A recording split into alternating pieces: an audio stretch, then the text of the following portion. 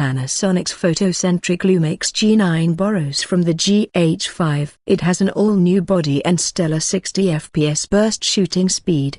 The 10-bit, 4K GH5 video powerhouse is Panasonic's most famous camera, and now it's trying to bring that mojo to its new photography flagship. The Lumix G9 uses the GH5's 20.3 megapixel sensor without a low-pass filter, and has a restyled, slimmed-down, dust-proof and splash-proof magnesium alloy body better suited to still than video photography. While it also does 4K at 60 fps like GH5, its signature feature is an 80 megapixel photo mode, created by taking up to 8 separate images.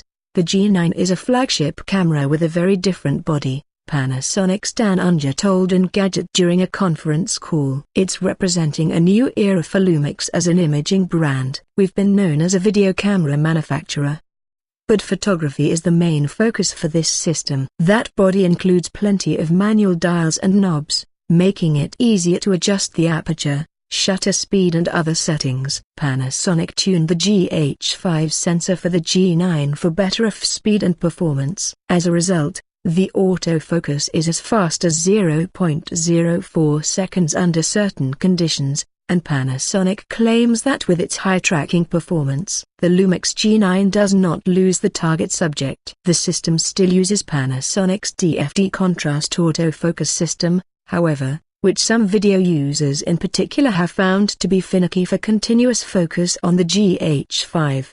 The G9 can shoot in full, 20.3 megapixel burst mode at a stellar 60 fps in FS mode, fixed focus, and up to 20 fps in continuous FC using the electronic shutter.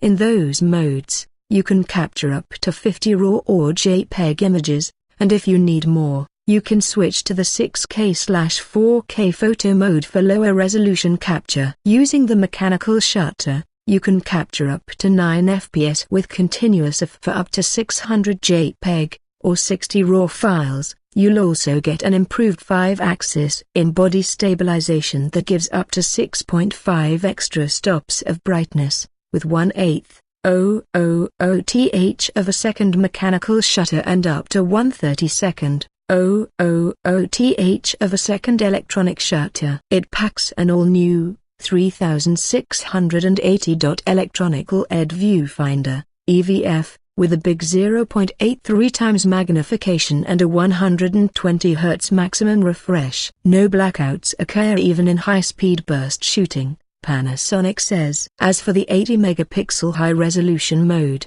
it gives you a 10,368 by 7,776 image by marrying 8 consecutively shot images while shifting the sensor, says Panasonic. This works in RAW or JPEG mode, and is obviously intended for landscape, art, product or other types of still photography, not sports. Specs aside, Unger said that the G9 offers the highest picture quality in a Lumix camera to date, with the smoothest gradation of colors, and correct and natural skin tones. On the video front, the Panasonic G9 can do 4K at 60 fps, but unlike the GH5, it can't do 10-bit video with up to a billion colors. Instead, it does 42:08-bit at a decent 150 Mbps data rate. That should be fine for the photographers in its intended market, who will likely just choose video from time to time. As always with such things, however, it's annoying to think that Panasonic could probably enable the feature via hardware or software, but would cannibalize the GH5 if it did so. Wrapping up the feature set is a 3.0-inch free-angle touchscreen LCD with 1080p resolution,